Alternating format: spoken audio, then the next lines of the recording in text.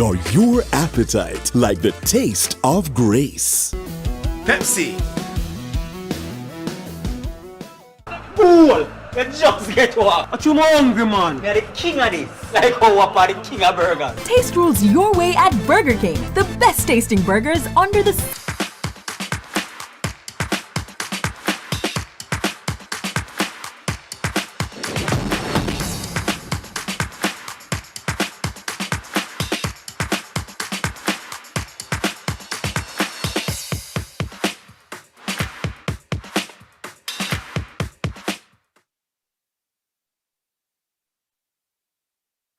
Hello and welcome to Final Whistle, and I am Jermaine Brown. The third place winner has been decided at the FIFA 2022 World Cup. Croatia are the bronze medalists. Of course, they would have gotten the silver last time around. Of course, Argentina and France will go into the final looking to win their third title. Of course, Argentina, they won the World Cup in 1978 and 1986, while Les Bleus, they found success in recent years. Of course, winning the title in 1998 before triumphing again in 2018 in Russia. Now, who will walk away with the trophy come Sunday? But before all of that, joining me on the set, we'll start with coach and technical director at Humble Lion, Andrew Price, a former reggae girl, Sharona Forrester, assistant coach at FC Cincinnati, and former reggae boy as well, Siobhan Thomas,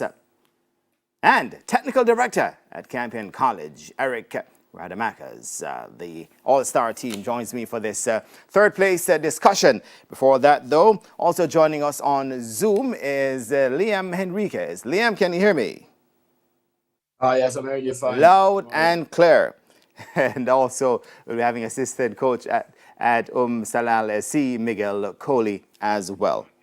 Well, Miguel Coley, he won't be joining us. So it's Liam who will be on Zoom with us. And before we get into our discussion, let's see who is on the go. It's the Maverick who is on the go. So we'll be joining the Maverick to find out what he's up to.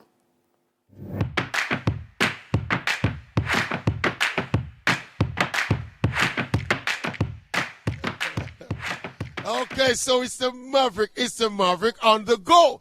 It's the penultimate day of action in the World Cup in Qatar 2022. Yo, what a World Cup we've had. You don't know. I tell you every time I do this, say, you can never know it's a Maverick on the go. I don't know. You might have a clue by now because you've seen some of the lovely produce. So the Maverick, we go to a football club. We go to, where we go? We were on the 10th floor of the digital business building last time. Where we go again? We go all over the shop. You know where we're there today? You can never tell me the Maverick, you know. We're in the middle of the Crossroads Market. Yeah? Busy buzzing Saturday market. Saturday morning with the shoppers looking them produce. You see the fresh green produce, you see the tomatoes, you see the cabbage, you see the sweet pepper, you see the carrot, you see the gungo peas, you see the garlic, you see this sweet lady here. This lady here, she's been very vocal since the arrival of the Maverick and the crew. She said she'll tell me some switch from Brazil to Argentina. No such thing. Me have to explain to her. Tell the people which team is your team. Germany. Yeah? And them gonna warm long time. All right, so we reach to the final tomorrow now. France versus, you know the thing of France versus Messi and Argentina. Where your heart lie? No, my heart don't lie no way, you know, but I would like to see Argentina win it. Because, you know, because of Messi. All right. Yeah. Good lady with a good heart. All right, see another shopper in the Crossroads Market here. Me never know I could have find somebody with taller than me in a Crossroads Market. This person not taller than me. All right, big boss. So what you say now? The World Cup. I want to ask you generally about the World Cup. There was lots was said about the World Cup before the Qatar staging of the event. Give me your impressions of how the World Cup has unfolded as a spectacle and as a football product. Well, as the greatest show on earth, it has lived up to the expectations, and you are correct. A lot was said, but we have seen from the images, the feedback, well organized, well run, well produced, and also well supported. So, thumbs up, 10 out of 10 for me. Any sentimental attachment to any teams? Well, my affinity was to the English team. Yeah. However, we all know that Messi needs to have one more in the needs to have this in the cupboard.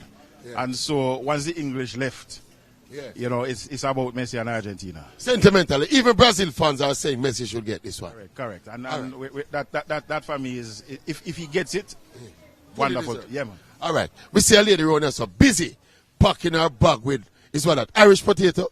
Irish potato. Then what kind of little small Irish potato that you're picking up? Come here, come a little closer to me. Let me ask you a little bit about the World Cup. You're shopping, obviously. You know, say tomorrow is the big World Cup final. You say it's Argentina versus France, right? You have any preference for any of them team there? Not really, because I'm not a football fan. You're serious? Yeah, serious. But the history of Argentina, I like them. I change my mind. I want France beat them. What means I bought it still, so anybody win on my side. Say Argentina, tell me the history, and I just that. Yeah. You know, so that creeping at the equation a lot. This has crept into the equation in the recent times about the history of Argentina. Come on, boss, so you hide from the thing, so come on, man. This is the man who in charge of in charge of the space. One of the men in charge of the space. But that's why you tell the people them what you say before the camera start roll. In terms of which team you have to win the final of tomorrow. Argentina, one God, Leo. One Leo. So I said the history where the lady I mentioned a while ago, that nobody here, the history of Argentina. No time, Argentina. I just football, I said. Yeah, football reality. All right. That's it, you know. That's it, you know. I told you. You can never know. It's the Maverick on the go. I'm a brethren to set up a bag with some scallion. And so, look here, see the scallion? Is that scallion there? Yeah, let me line up some of this for later, for cook after the final tomorrow. Yeah, you understand me? In the meantime and between time, it's the Maverick on the go.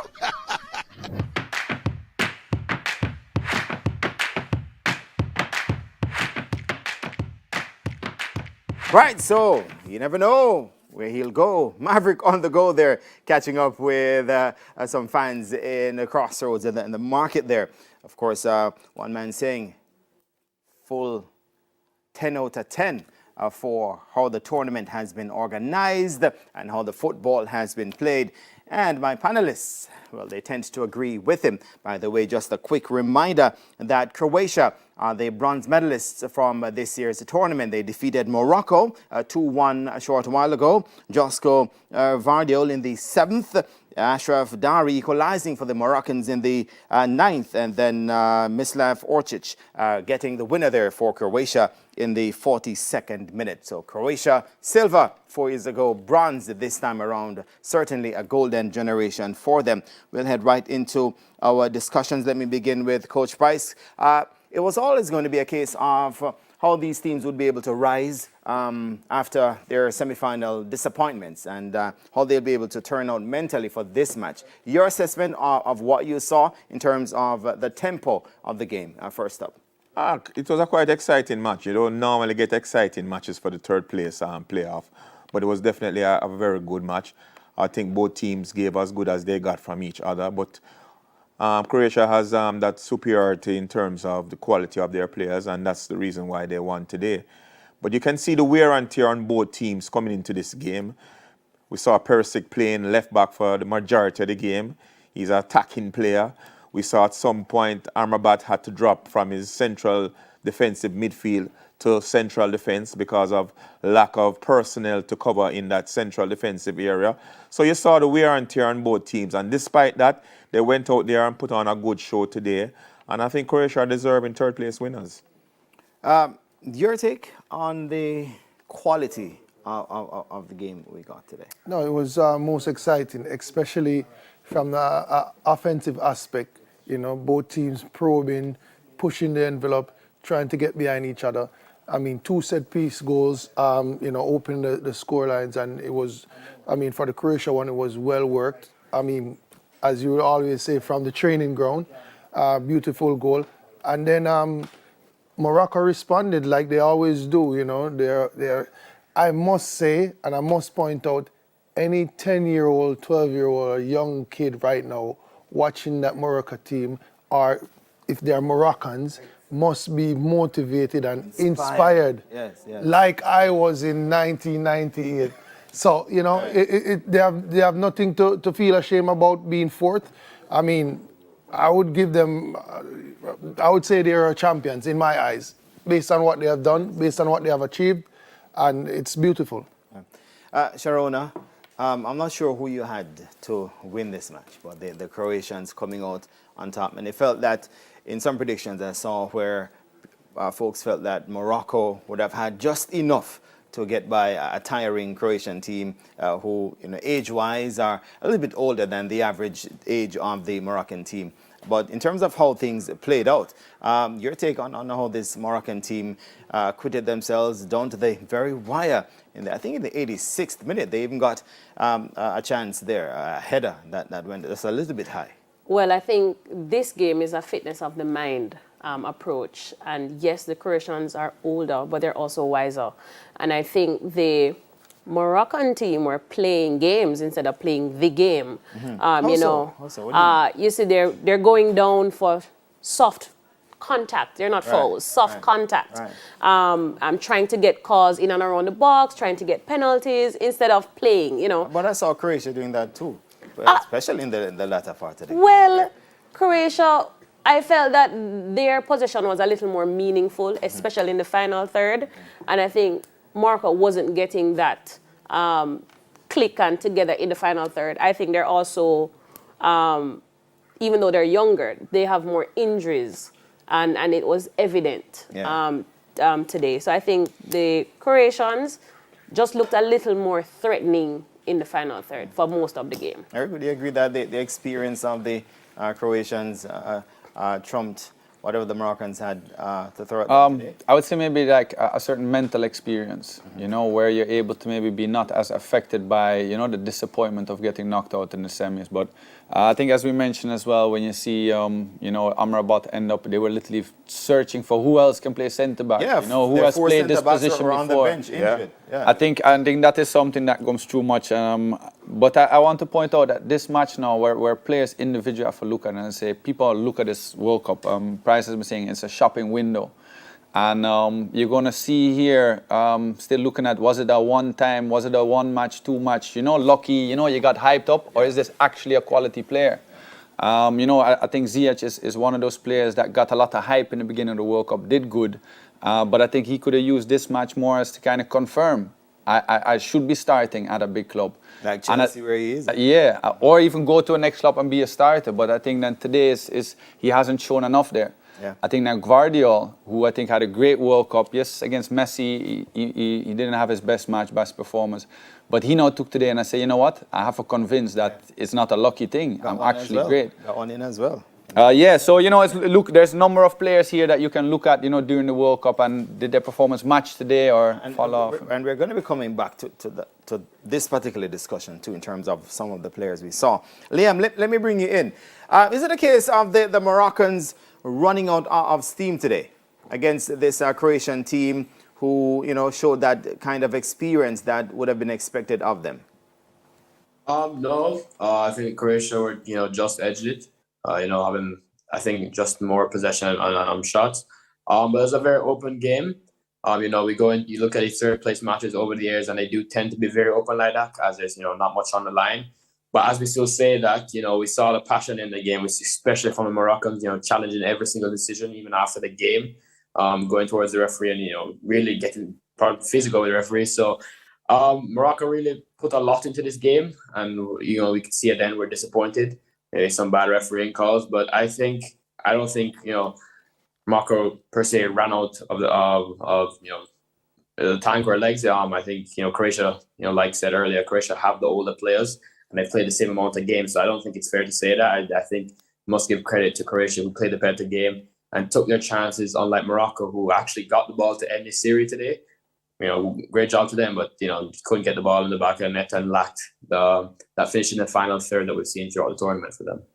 All right, we're going to go to a quick break and come back with lots more right here on the Final Whistle. Of course, Croatia, bronze medalists at the FIFA World Cup in Qatar. Soon come. Liam, spot on.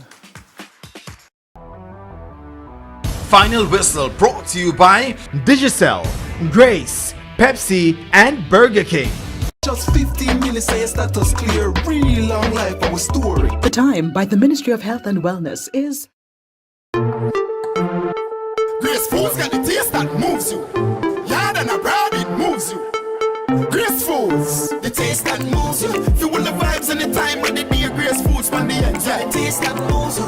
From the spices move you. Everybody show shout out Greece. When the food sweet, we dance. When the vibe nice, we love. Good taste and moves you. Grace bringing the food you love. Grace has a taste that everyone loves. That's why when we move with Grace.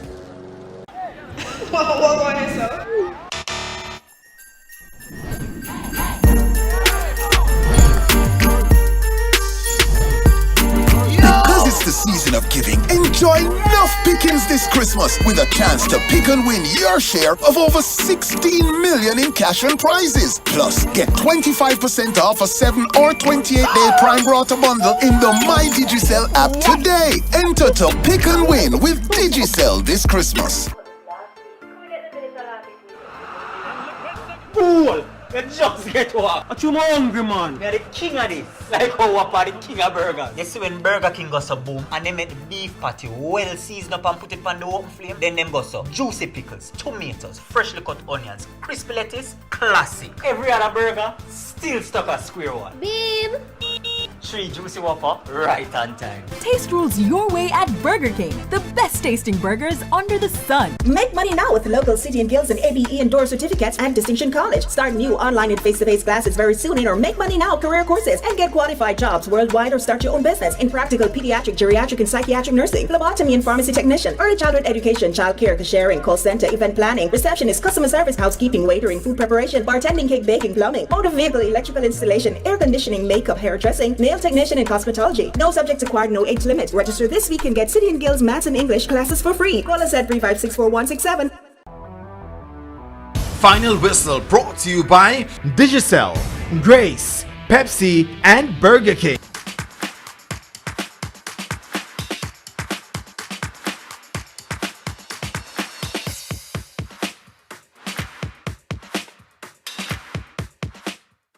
Right then, welcome back to Final Whistle, and I am Jermaine Brown. The full all-star panel is here with me. Andrew Price, Shavar Thomas, Sharona Forrester, Eric Radamakis, and of course, Liam Henriquez joins us via Zoom. Looking back at Croatia defeating Morocco 2-1 in that third place contest a short while ago. Andrew, let me bring you back in really quickly. The fairy tale run for the Moroccans. What a team. I mean, they, despite losing their third place, they continue to be a talking point at this tournament. This would have been only their second defeat in 12 games. I mean, this team, they've shown that they have a particular template that I believe that other nations might well follow soon. Your thoughts? Definitely. I think they overachieved, to be quite honest. Nobody had Morocco on their radar at the start of the World Cup. And if they did, they didn't have them to progress to the semi-finals, much less be in the third place playoff game. But I think they played well. They played a very disciplined game throughout the entire tournament. They stuck to a system that the players bought in from their coach, and they played throughout the entire World Cup. They were consistent in the way they played. They didn't change their shape. They didn't change their system. They constantly played the same way. They wore down teams, and they defended well with discipline. And whenever they countered into transition very quickly.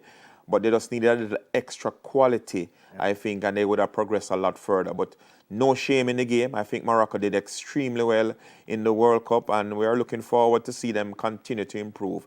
They have debunked that myth that African teams can't play disciplined and cohesive football, and they did extremely well representing the African continent. Yeah, definitely. Shavar, in terms of maybe one or two flaws within this Moroccan team, they've been described as maybe ultra-defensive, and that might have also contributed to them not scoring as freely as they should have, even in this third place match. But yeah, like we were saying earlier, it's a combination. I mean, the lack of quality up front is a combination of missing a quality striker and also being clinical in front and making the right decisions with the ball.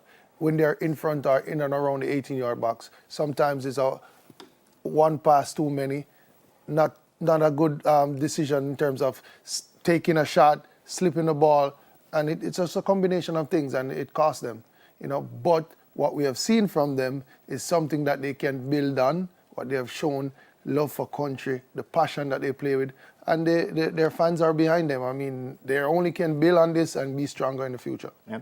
And Sharona, let's take a closer look at this Croatian team now. Silver 4 years ago, bronze this time around. Is it the end of an era for Croatia? Luka Modric, he goes off. This is his last World Cup. I understand he might be back for Euro 2024. But your take on this generation of Croatian players? I think they believe in their system and they have young talent as well. So it may be the end of one era, but it could very well be the beginning of another good era for them. But that all depends on development and, you know, how these players progress. Athletes know that today you're up and today you could be out forever. So in terms of taking care of themselves and having the youngsters get more and more game time could prove vital for them for like in 4 years. Yeah. Eric, in terms of this Croatian team and how they approached the tournament, didn't play the prettiest football, weren't free scoring either, but they knew what they had to do and somehow found the goals in this match, but it mattered most.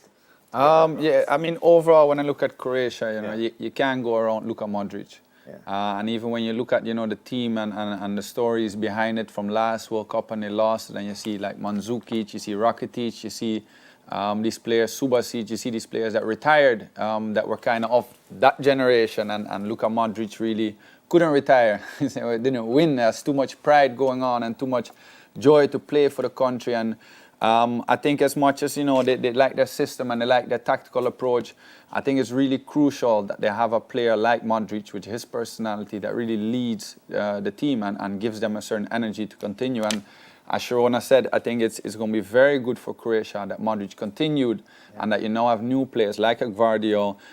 You have now Kovacic and Brozovic who played a full World Cup. I thought that was maybe the best midfield in the World Cup. Of course, Modric played a big part, but you have Brozovic and Kovacic, Gvardiol who go on with this in their back pocket. And maybe Croatia, because when they enter a World Cup, they usually do very well.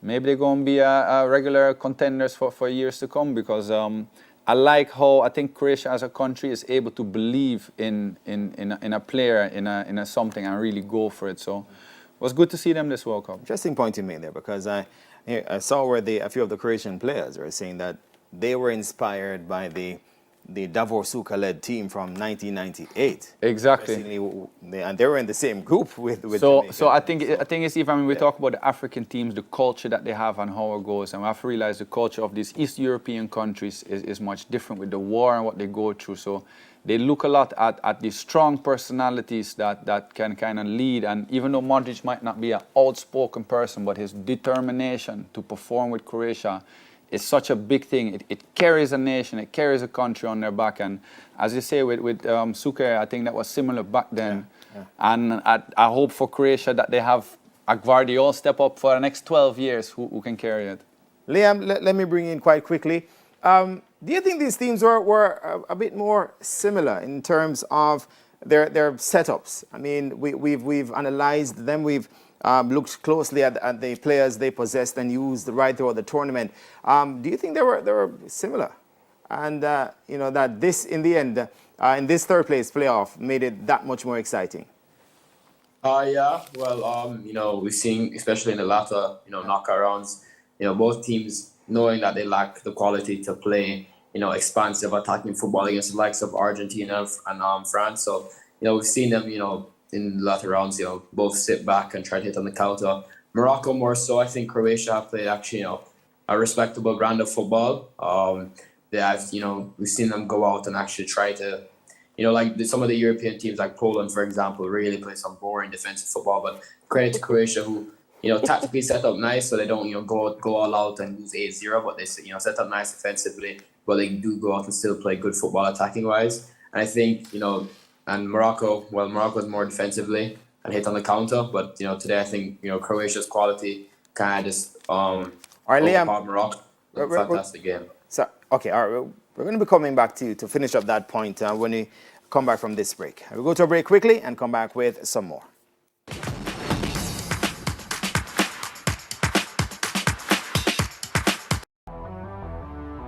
Final Whistle brought to you by Digicel, Grace, Pepsi, and Burger King.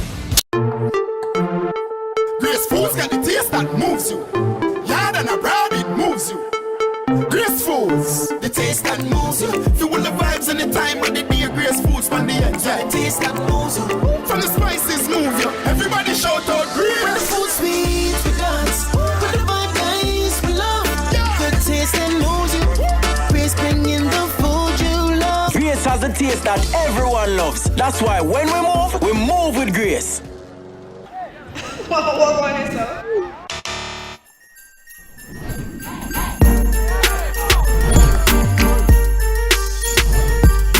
Because it's the season of giving, enjoy enough pickings this Christmas with a chance to pick and win your share of over 16 million in cash and prizes. Plus, get 25% off a 7 or 28-day Prime Brota bundle in the My Digicel app today. Enter to pick and win with Digicel this Christmas.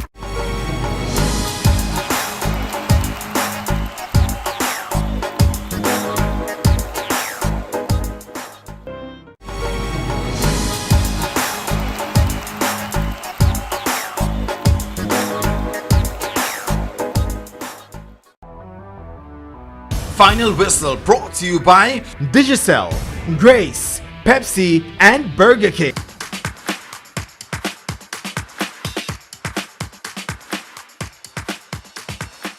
Welcome back to Final Whistle. Before we went to the break, Liam Henriquez, who is on Zoom, he was making a point in terms of the similarities between these two teams, Croatia and Morocco, that is, and how that played out in their third place match a short while ago, which saw Croatia getting that bronze medal. Liam, just finish up that point for us.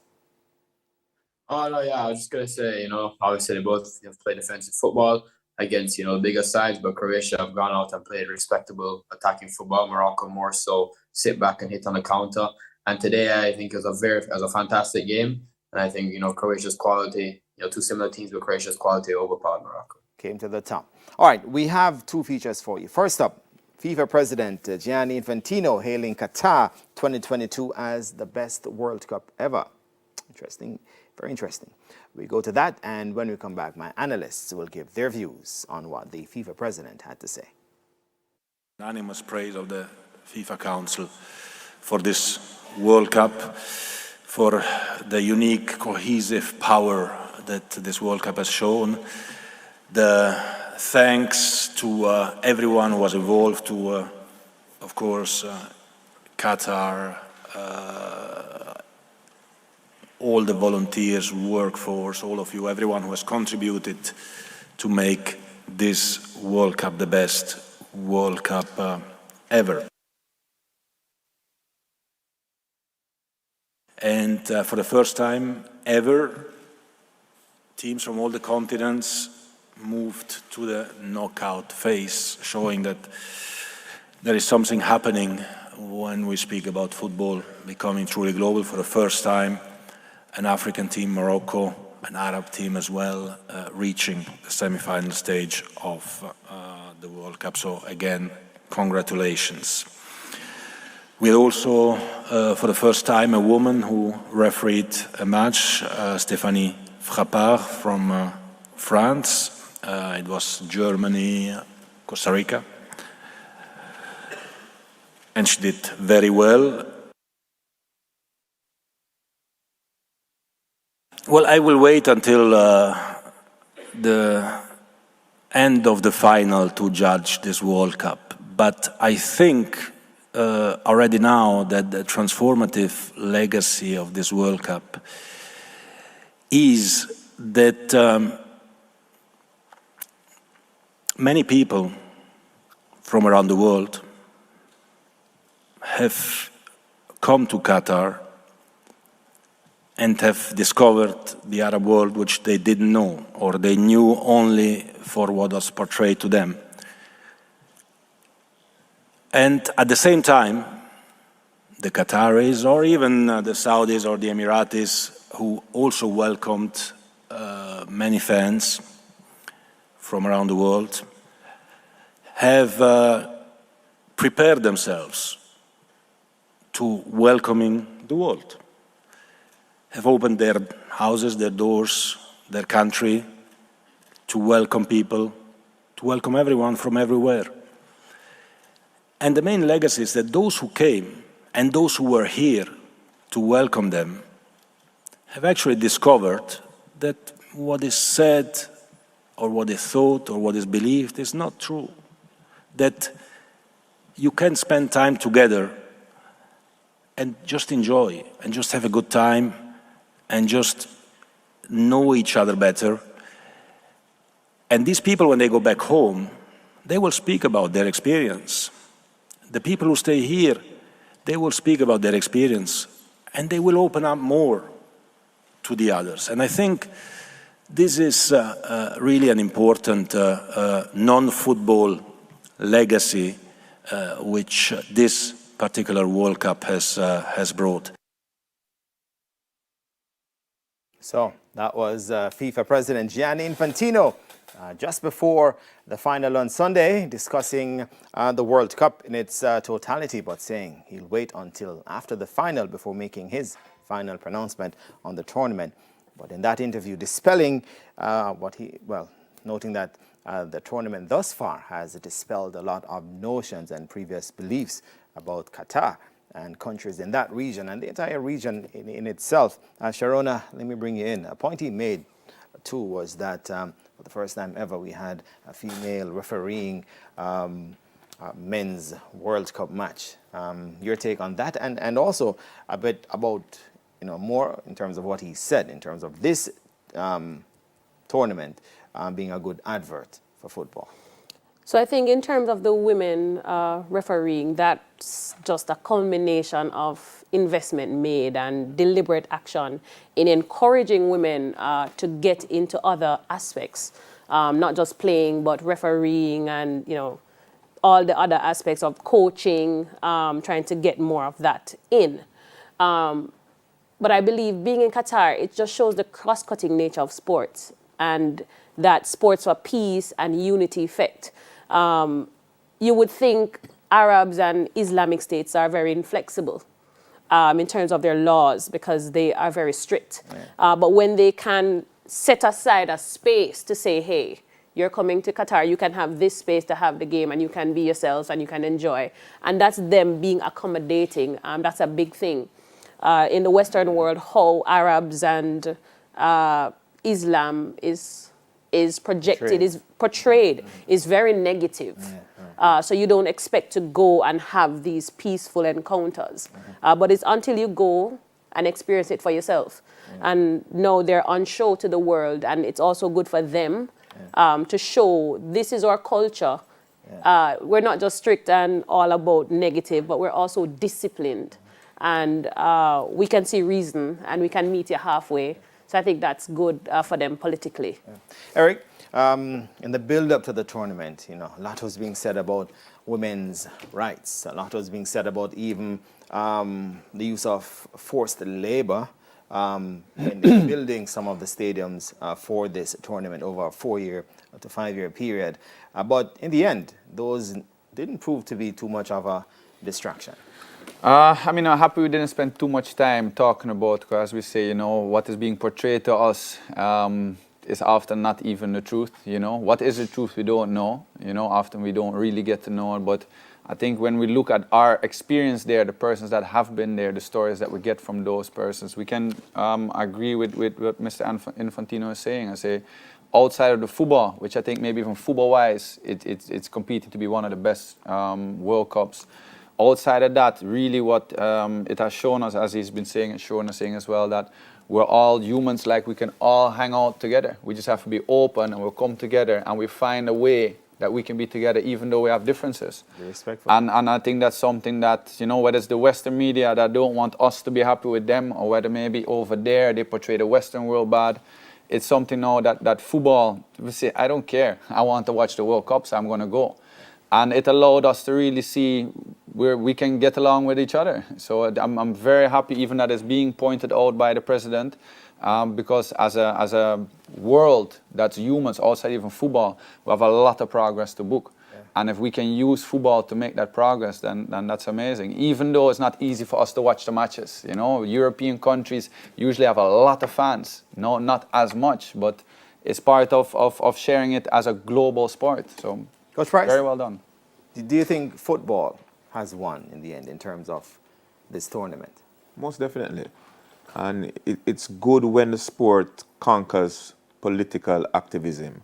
And prior to this World Cup, we heard a lot of things being said about the World Cup being held in Qatar, negativity being kept in the winter. We heard all sorts of stuff. But the greatest show in the world showed that people can be united to enjoy the sport. I don't believe there are any less viewers watching this World Cup than the last World Cup. The stadiums have been packed. People have been enjoying themselves. There have been good reports. There have been no violence reported. I mean, it's just been a good show put on by the Qatar people. And one of the best things that has happened is that we see the closing of the gaps of the minnows and the less... Yeah, the so-called minnows. So-called minnows. And the less traditional teams who are closing the gaps on the world powers. I like that point. We see where the gap is being closed, and it's closing quickly. And that's because of the global village that we have out there, where people are exposed to coaching education. There's technology that is being used in the sports. People are scouting teams, preparing for teams. That's why we can have a team like Morocco get into the semi-finals.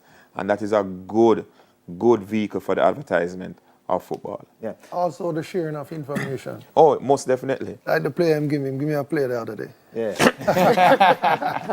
Shavar, let me stay with you. In terms of the tournament being held at this time of the year, never been done before. And this was maybe, in the build-up to the tournament, the greatest worry. A lot of clubs around the world worried about their players going off to a tournament like this and possibly coming back to them injured or tired and so on. But, you know, it is, at this stage, proved to be an advert in terms of players being on display and showing their skills. The January transfer window is coming up, and exactly. So could very well like we've been echoing, like we've been echoing from the start of the tournament. It's going to be it's a big platform for players, and even if in the initial stages clubs were worried, it was even maybe that's why we've seen the performances we've seen, because players are coming in with games under their belt. You know, pre-season just finished in the summer, starting the season with 11, 12 games, and they're in good tip-top shape, and they come out, and that's why we see the performances from so-called minnows and everybody putting out the work. So I think what we're now going to have to look at, how are the players going to be affected further down in their club season? Because especially when we look at the Croatians, the Moroccans, when those players now add 6-7 matches, quick order, very heavy, intense matches, how are they going to feel when it reaches? Because they're probably going to go straight back into their club, straight competition. But as Andrew said, I mean, well, Shavar pointed for the World Cup, it's great, but for the clubs after now. I take that point, but as Shavar said, now they just need to gather that information. Yeah, exactly. Yeah. But at the end of the day, no matter how much technology you have, recovery needs time.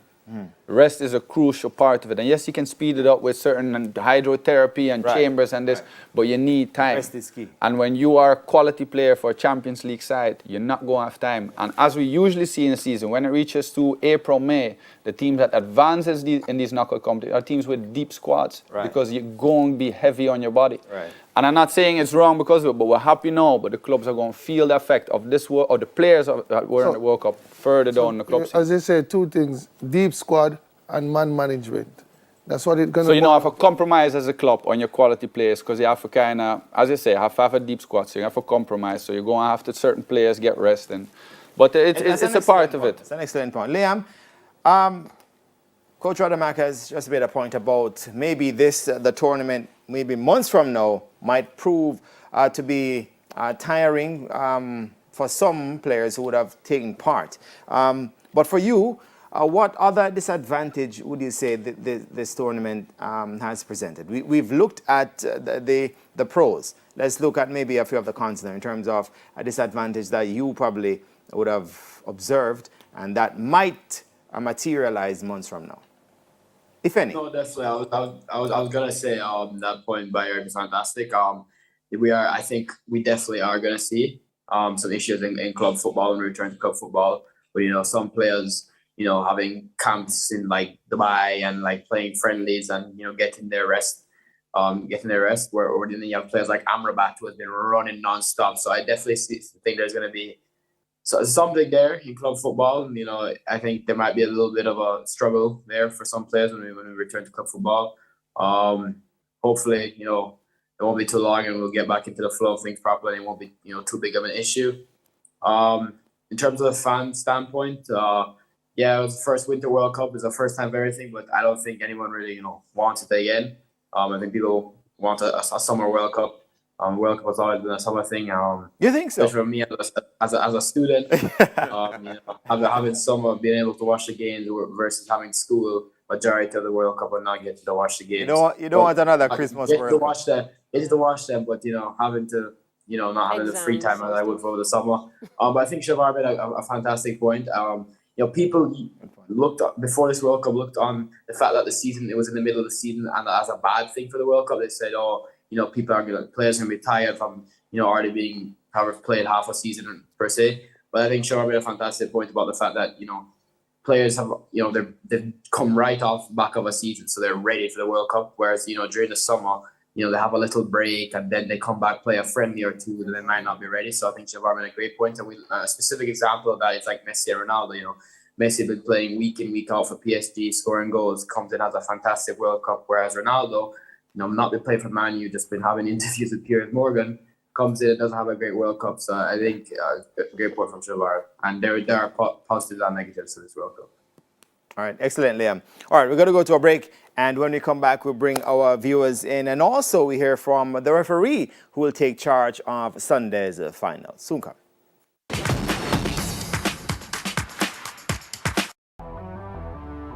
Final Whistle brought to you by Digicel, Grace, Pepsi, and Burger King. Fool! You just get what? What you hungry, man? Me are the king of this. Like how what are the king of burgers? You see when Burger King goes so boom and they make the beef patty well seasoned up and put it on the open flame, then them go so juicy pickles, tomatoes, freshly cut onions, crispy lettuce, classic. Every other burger still stuck at square one. Babe! 3 juicy Whopper right on time. Taste rules your way at Burger King, the best tasting burgers under the sun. Grace Foods got the taste that moves you. Yard and abroad, it moves you. Grace Foods, the taste that moves you. Fuel the vibes and the time of the day. Grace Foods from the end. Yeah, the taste that moves you. From the spices move you. Everybody shout out Grace. When the food sweet, we dance. When the vibe nice, we love. The taste that moves you. Grace bringing the food you love. Grace has the taste that everyone loves. That's why when we move with Grace.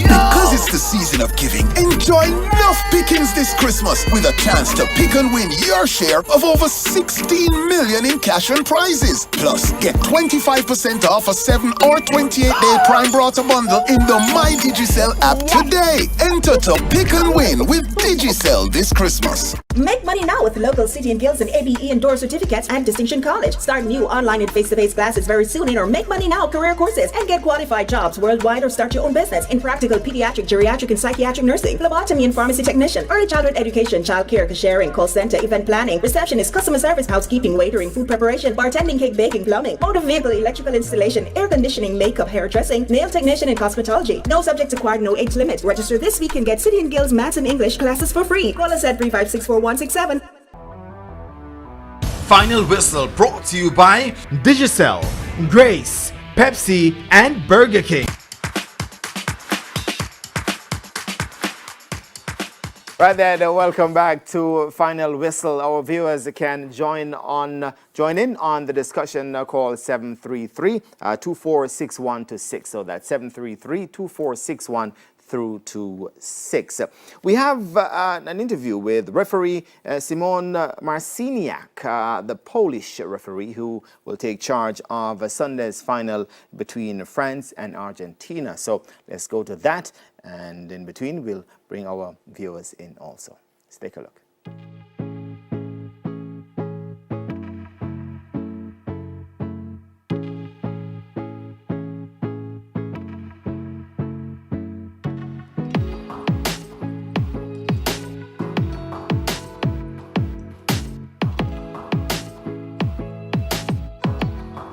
To be honest, from one side, happiness, great happiness, but from another one, I had also difficult time last 1.5 year. I had tachycardia, so it's a sickness of the heart, and you know the beginning was quite difficult for me because I had to stop. I missed European Championship, which is for the referee in this age, in the best my age, I can say, was terrible feeling, and you know. Sometimes I think that life sometimes takes something from us to give you double happiness, and I can say I'm a great example of this because I regret it a lot. Only me and my team, we know how difficult time it was for me, but now it gives it back, and as you can see, I cannot even smile because it's a great feeling.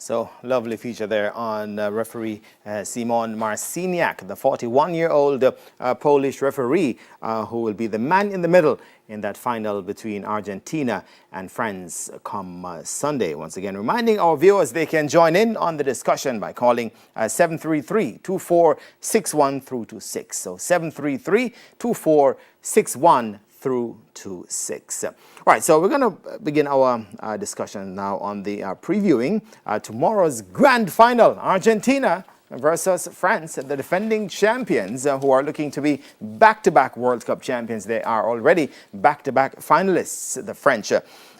Coach Price, I'll start with you. You've been saying a lot behind the scenes in terms of your expected starting lineup for Argentina, the same for this French team. But what a final, what a treat we have in place for Sunday. It's a mouth-watering final. You couldn't have asked for a better final. I think the two teams that started out the World Cup as one of the favorites, both of them advance into the finals now. It's going to be a great game. It's going to be a chess match. Both teams have their own X factors. In Argentina, with Messi having not won a World Cup, this is his crowning achievement if he wins the World Cup.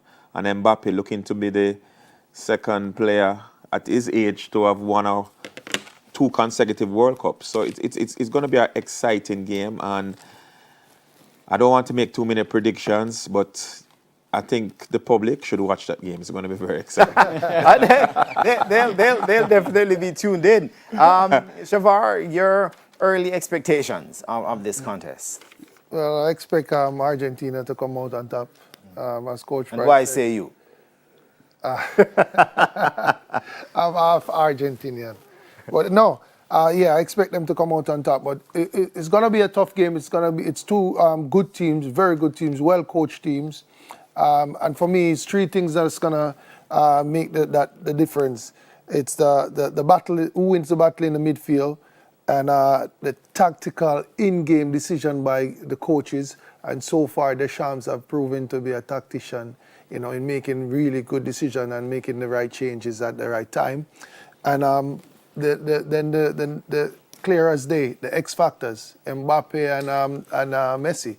It comes down to them, how well they're supported by their supporting cast, and the things and the way they go, the way their team goes. Yeah. Sharona, the Lionel Messi we saw in the semifinals is the Lionel Messi that Argentines and, of course, his fans worldwide have been calling for. It reminded me of Zinedine Zidane in the 2006 quarterfinal match between France and Brazil when he just took over that game. A maestro was on show, and that is what we saw from Messi in the semifinals. But do you think he has that one last World Cup game in his legs there to give us a similar performance come Sunday? I think he definitely does. He knows this crowning moment, this conversation ended about the GOAT conversation, and how for him as a person, you know, it's like you are manifesting destiny for yourself. This is what you want. You want to win all trophies. You don't only want to win a game.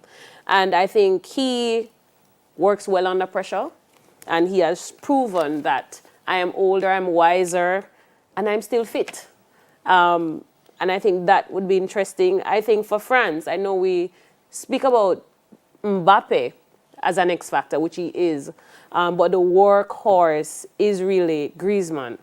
He's been tackling, you know, providing shot creating actions, you know, top of the charts. He's topping a lot of charts. And I think he's going to play a critical role for France tomorrow. Yeah. Coach Radamakas, Mbappe and Messi are teammates at PSG. Is it a case of whoever comes out, whoever performs better tomorrow, his team will take this trophy? Does it come down? Maybe yes, but I think it's the team that's going to allow the individual to either excel or not. So, and I mean more defensively. So I'm looking very much at Tchouaméni. I hope for France, Rabiot is back fit again, and that pair, but maybe with Fofana. But I'm looking at that pairing and saying, are they allowing Messi to have a good game or not? You know, we saw last match, Messi, I think, was 21 receptions between the defensive line and the midfield line. If they're able to find Messi like that, if Argentina can find Messi like that, or I should say, if France allows Messi to get the ball like that, yes, it's going to be decided by Messi. Same way other way around. If we're going to have Argentina and Molina and Acuna are going to struggle with Dembele and Mbappe is going to get the ball with 1v1s, Mbappe can decide the match.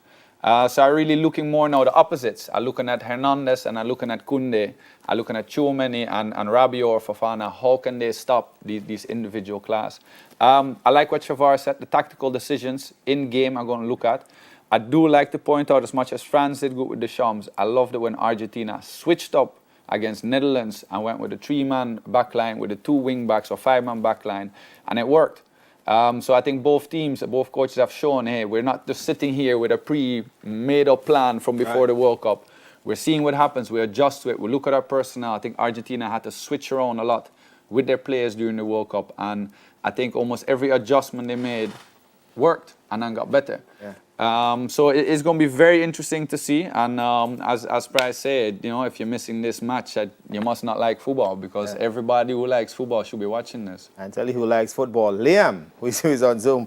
Liam, I know you're chomping at the bits to get in on this one. A lot has been said about Messi and Mbappe, but how do you see this one going, and do you believe it will come down to how these two play, or is it a case of Griezmann stepping up for this French team?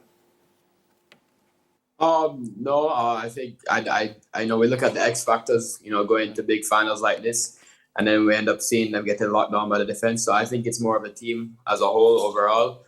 You know, I think, you know, France and Argentina will make sure Mbappe and, you know, Messi are locked down, and I think it will come to the supporting cast around Messi and Mbappe. You know, for the likes of like Tchouaméni and Rabiot for France, or, you know, McAllister to take hold of the game, because I do think, you know, especially Messi. Mbappe, I think Mbappe is a bigger threat in this game, if I'm being honest, because I think his pace is, you know, very, very hard to stop, no matter, you know, how much man you put on him, whereas Messi is kind of, you know, tiring.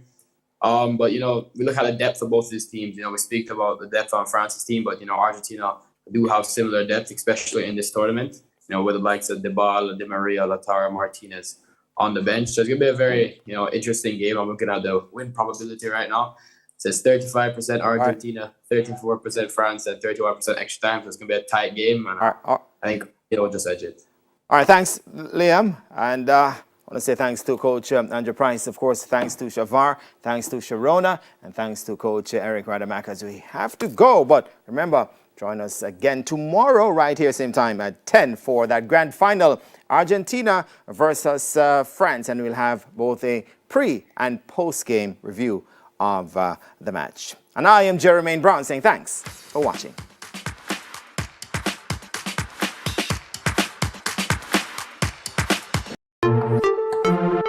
Grace Food's got the taste that moves you. Yard and abroad, it moves you.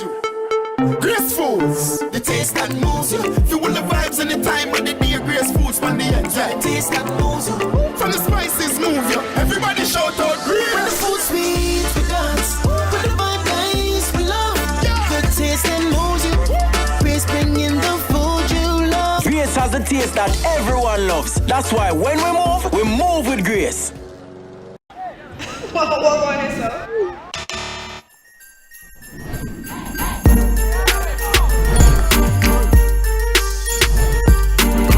Because it's the season of giving, enjoy enough pickings this Christmas with a chance to pick and win your share of over 16 million in cash and prizes. Plus, get 25% off a 7 or 28-day Prime Brota bundle in the My Digicel app today. Enter to pick and win with Digicel this Christmas.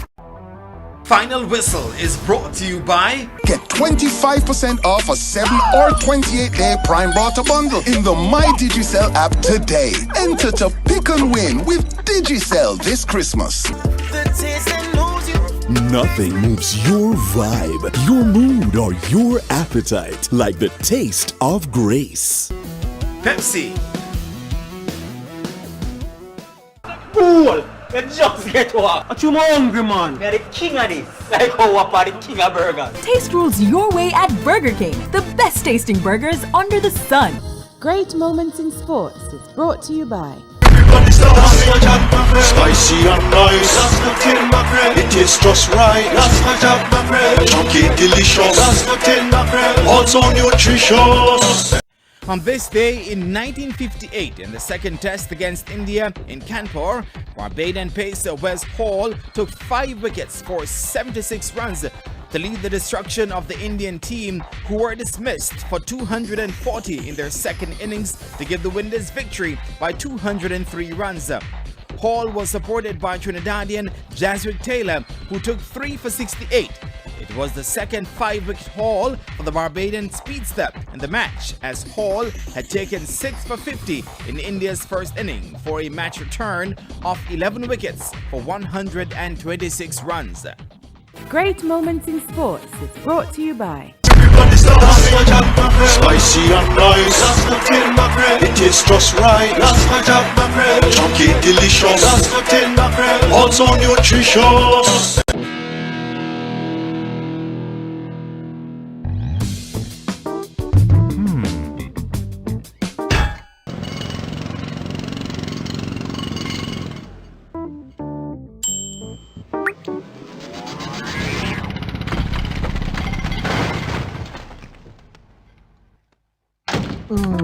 For strength, stamina, and performance, Black Stallion, the bedroom tonic. Available island-wide. Get a bottle today.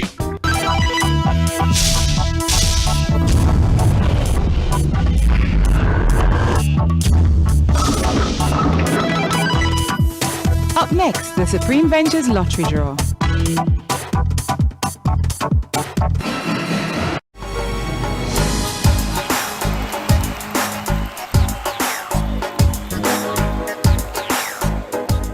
Welcome to the official live drawing of the Supreme Ventures Lottery Games. This could be your lucky day. Get your tickets out and let the games begin. Good afternoon. It is Saturday, December 17, 2022. I'm Lisa and welcome to this afternoon's live Supreme Ventures game draw. Now, before we begin, here's a quick look at your mid-morning winning numbers. And remember, all Supreme Ventures live draws are supervised by the Betting, Gaming and Lotteries Commission and observed by the independent auditing firm PwC. And now, let's put some money in your top draw for $600,000. Here are your winning numbers and good luck. Your first winning top draw number for this afternoon is 10. The second winning number is 3. Following 3, we have Sweet 16. Now, if you want to win the jackpot of $600,000, you're going to need 5 as well as 19. And now let's pick your play with or dollars game. I hope you're feeling lucky. Your winning numbers are coming right down. And starting dollars off this afternoon is 6. Your second winning number is 18. Following 18, we have ball 24. And your fourth winning dollars number is 11. Following 11 is 25. And making its way down is number 5. Here comes ball 23. And 19 follows. Here comes Sweet 16. 9 is next. 35. And your final winning dollars number for the 1 p.m. draw is 30. And now for some easy winnings with our Pick 2 game. So, here goes. The first winning Pick 2 number for this afternoon is 11.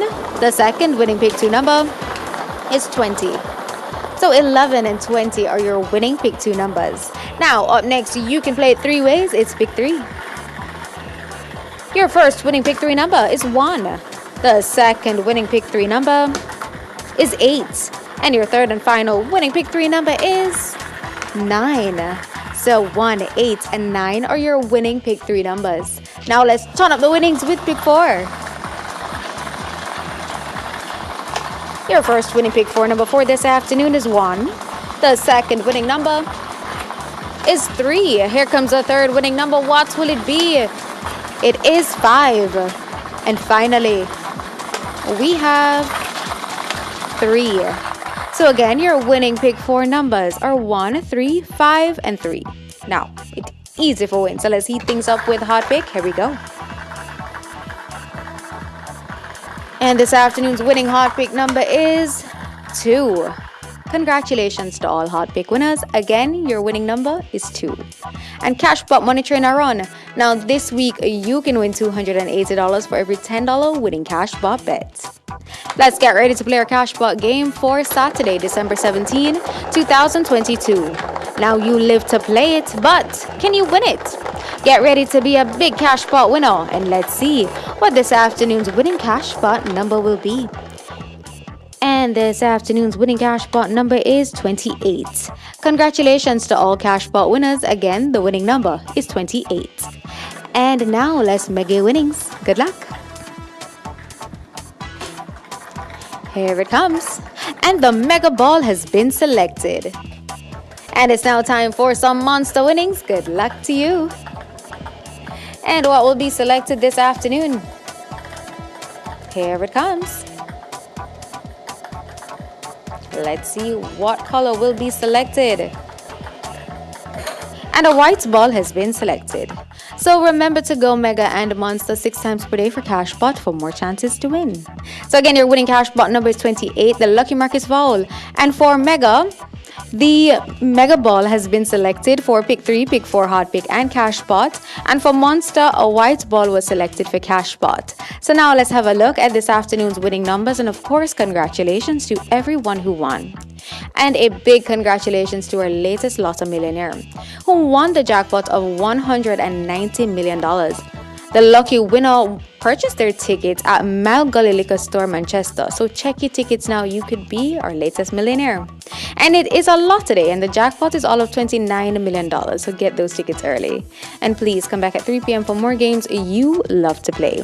I'm Lisa. Be kind to one another and have a supreme afternoon. Hope you were a big winner. Play your favorite Supreme Ventures games every day and tune in for our live draw 6 times a day at 8:30 a.m., 10:30 a.m., 1 p.m., 3 p.m., 5 p.m., and 8:25 p.m. on this station.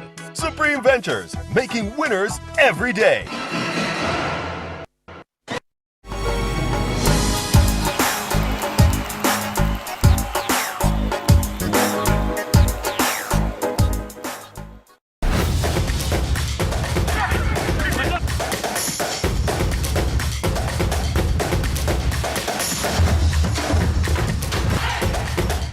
Coming up in Center Circle, Lorne Donaldson talks about taking Walter Boyd to the USA and crossing paths with the JFF. Meet the whistleblower, referee Narissa Golson aiming for the top. And a winner with stats, but not allowed around the current team.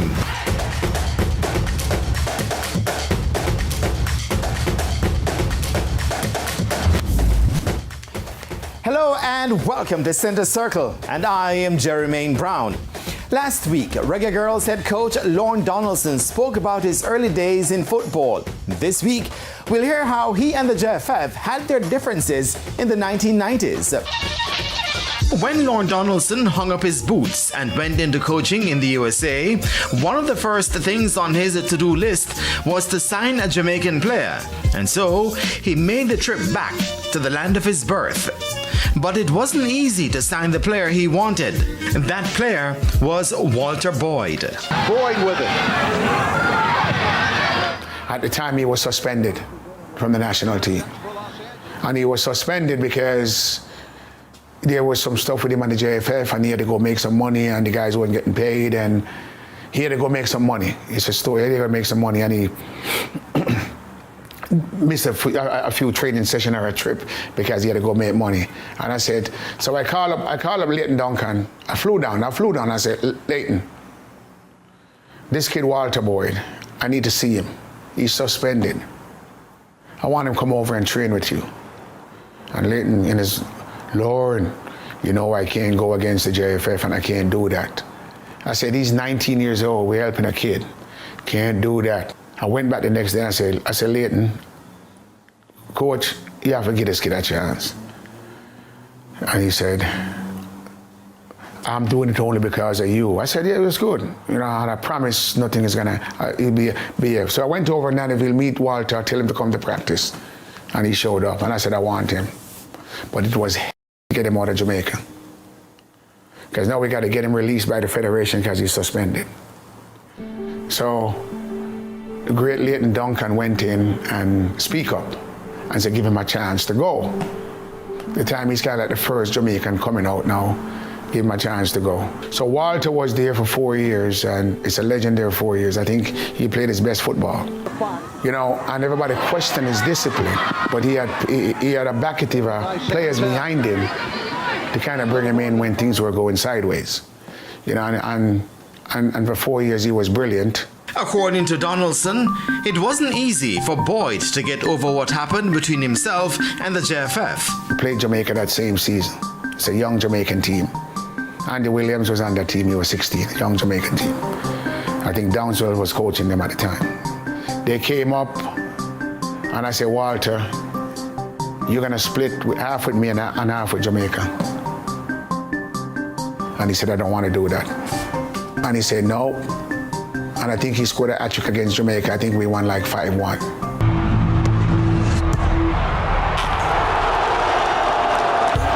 Boyd was eventually called back to the national setup, but trouble was brewing for Donaldson. They tell me he needs to come home for the World Cup. And I said, that's the stupidest thing. We argue. Walter doesn't know these arguments. I argue day and night and say, leave him in America, because when he comes, he's the best player down in Jamaica. Well, I was told at the time that I was unpatriotic. You know, they want me out of Jamaica and all this kind of stuff. And I said, that's stupid. But I remember once the US team came down to play Jamaica, and I happened to have Marcelo Balboa and some of the guys from the US team, and they were training at the National Stadium. And I remember Sunil Gulati, that time it was the New York, it wasn't the Red Bull, New York, whatever the name was, no Major League started. And they wanted Walter to be the face of New York. How great would that be? And the late captain says, no, he has to be in Jamaica. And I said, that's the stupidest thing I ever heard in my life. Because none of the Brazilians really live in Brazil. So the USA was training, and I went down, and I was on the cycle track. And I was talking to Sunil Gulati. And it was supposed to be a close training. And I remember it's a time when there was some Venezuelan fixing the seats in the stadium. And one of the guy, the US manager, he looks up in the stand, and he thought it was all the Venezuelan fixing the seats. But I think Liebert Aleman, I never mentioned this story. I know Aleman was up there. And but they thought Aleman was Carl Brown. They mixed it up. And they said, Lauren, is that Carl Brown up there? I said, Carl Brown wouldn't do that. There's no Carl Brown up there. While I'm talking to Sunil Gulati, they're looking up there. One of the US security guys said, let's clear everybody out, including the workers. So they clear everybody out of the stand. And of course, captain say, you did it. because I was talking to the US guy, Sidney Galati, about Walter Boyd coming over. That's what we're talking about. By then he had gone to Scotland and all this kind of, Walter had gone to Scotland and, might as well wanted to sign him and just a lot of different stuff that the advice he was getting wasn't good. And I said, Walter, you gotta listen to me. So I remember that happened, and I had told Captain at the time, I said, they qualify now. That's when they qualify. I said, Jamaica is going to the World Cup. So I'm talking to them. I think I'm over Courtney talking to them. And it's a heated argument. And I say, you need to leave the country because you were talking to the US guys. And I said, they play for me. And I came over. I think they were staying over there at the Pegasus. And I said, I came to get a ticket for the game because you guys won't even give me a ticket. So I say, you want to know how I feel? Jamaica is in the World Cup and they're going to last no more than 14 days. And then these guys are done because you didn't do anything for them. We didn't promote them. We want them all to stay in Jamaica. They could have gone places to play. So that was my word I said to him, and they were furious. I was seeing a different picture. I was seeing Michael Jordan. I was seeing how these guys market themselves. I was seeing a different, totally different. I was seeing how the Brazilians and everybody's you get marketed. But I was seeing that the Jamaican players were told, you stay in Jamaica. If you leave, you're not patriotic. And I'm sitting there like, Walter is a good guy and he loves to have go to a good party. So I said, listen, we got to remove him from the environment a little bit, okay? Up to this day, me and Walter are very tight. Just moving away from that story, I just continue coaching. I got invited to coach in MLS a few times and declined until the Foxes was over. I picked up a youth club and I said, let me try this. Because the youth club business was becoming multi-million dollars in the USA. And it wasn't the money, it was just the players. Then I started coaching the youth club and I'm like, I really like this. And my kids were young. So I said, my kids are playing, I wanted to see them play and coach the youth club. So in 2000, I assisted the Colorado Rapids for 2 years with good players. Carlos Valderrama, good guy. Carlos Valderrama was playing. We brought in Dawes.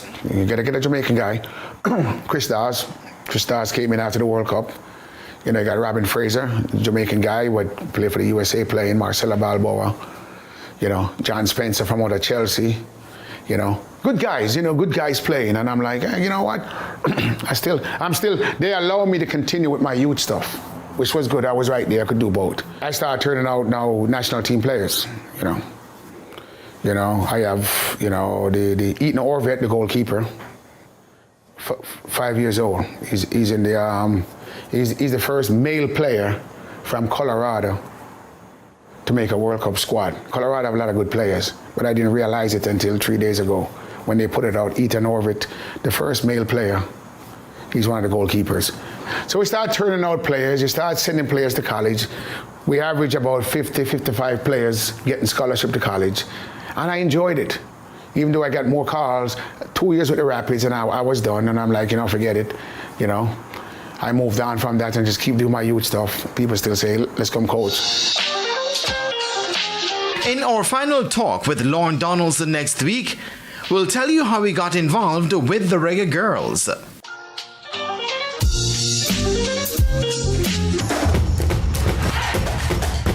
When we return, refereeing has changed the life of Narissa Golson. And former student Morris Cyrus feels locked out from the Manning Cup team at Stats.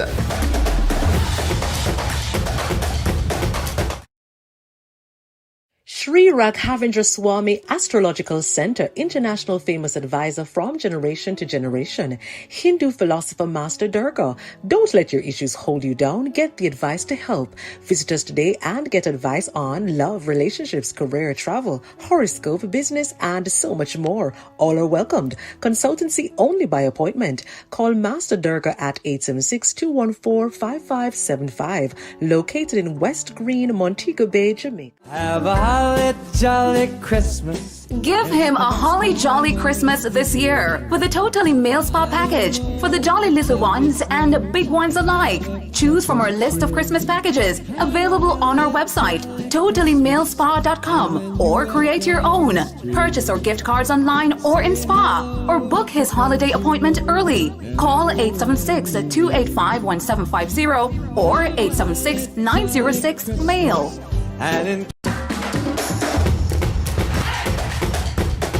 Now, she has played every position on the field as a player, but when that didn't work out, she opted for the whistle. Meet FIFA referee Narissa Golson. When Narissa Golson was presented with her FIFA referee badge in early 2022, she became only the 4th female from Jamaica to reach that level. Currently, she is the 2nd Jamaican on the list, with Odette Hamilton the other. It's a fast rise for Golson, who has been in the business for 7 years, a business she got into by chance. I used to play the sport, you know. I used to play for my high school, Yurton High that is.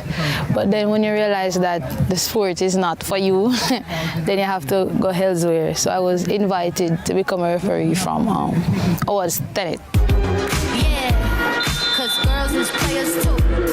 I used to play forward, midfield all the time, but not the best player, so I left that alone. That's why you play too many positions. I used to keep as well. Yes, I used to keep as well. When the keeper don't show up, then I have to be in the goal. I've come a long way, I believe. Still further to go, definitely, because the sky is the limit and sometime beyond. So the work that I would have put in is good thus far, but we're aiming for excellent because, you know, becoming a FIFA referee would have been a short-term goal, and a longer-term goal now is to be a World Cup referee. So that's the aim. And it's not easy for referees to deal with match surroundings. But Golson has her own way of dealing with that aspect. We know how football gets in Jamaica. Spectators sometimes are very disrespectful, but at the end of the day, you have to lock into the 4 corner flags, right? So you work with the teams on the field and your assistants, as well as your fourth officials sometimes. So it is difficult at times because we're human, and it's not the best thing to be on the field and hearing a spectator or sometimes even the players on the field going against your calls. So that is why we know as a referee has to try our best or ensure that our calls are effective and correct at all times. Some of the time you do have persons who are sexist, so they believe that being a female, you shouldn't be in the center of a male sport. But today's world is changing. We had females in the World Cup, right? And I'm sure we would have seen the game they refereed and they did well. So at the end of the day, it's one laws of the game. Everyone get the same training, so from you can do it, why not? And if you know Golson, you'll know she is a tough cookie. Just ask Coach Don Van Dookie. She's not afraid to put her feet down. I wouldn't say stamp your feet, because at the end of the day, it doesn't make sense. You stamp your feet and you know that stamping the feet is incorrect. And as I said, Don Van Dookie, he's a good friend of mine now, I can say. I did a game with him the other day and he was like, oh, you never referee the game, so like, oh, you referee when the coach are here. I would say, come on, Mr. Dookie, man. It's the game. Some days we see that and some days we see that, you know? So we have to get in the correct position to see what is there to be seen. But, I mean, you always have to try to be right, and when you think you're right, you have to stood on what you think. So if you believe that this coach is wasting time, right? Because if you're leading in a game and you start doing stuff, we can pick up things. These are common sense as a referee. So we have to pick up on it from early, and because it is an advantage to you and a disadvantage to the other team. So I think that was the case with Donovan Dookie and I. So I had to do what I had to do. It's funny how my toughest game wasn't in Jamaica. And neither was my toughest game was as a FIFA referee. My toughest game was in Mexico. I was on a program, a CONCACAF program of referring excellence, and I was doing a Mexican league under 17, I think under 20, and I'm telling you, mass confrontation. I didn't know what to do. I literally zoned out. So that was my toughest game. But locally, I think it was Kingston College. I had a game at the National Stadium, and I think it was a semi-final. And I would have made a decision that wasn't the best, because sometimes we're human and we have incorrect calls sometimes. And I will say a game with another school, I think it was Charlie Smith. Definitely wasn't the best decision. So it wasn't a tough game, but it wasn't the best decision to end the game with. It's not the easiest thing to put behind you, but refereeing continues.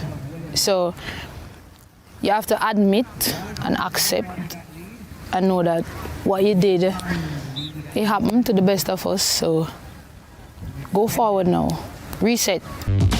Golson is also a qualified physical education teacher, although she's yet to take up the profession. Today, along with refereeing, she's also into poultry farming. I raise chicken, and I am getting a little bit involved in some more serious business, because presently I am opening a farm store.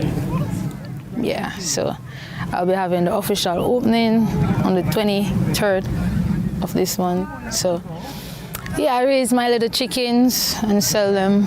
She also has the support of her family. I'm a mama's girl.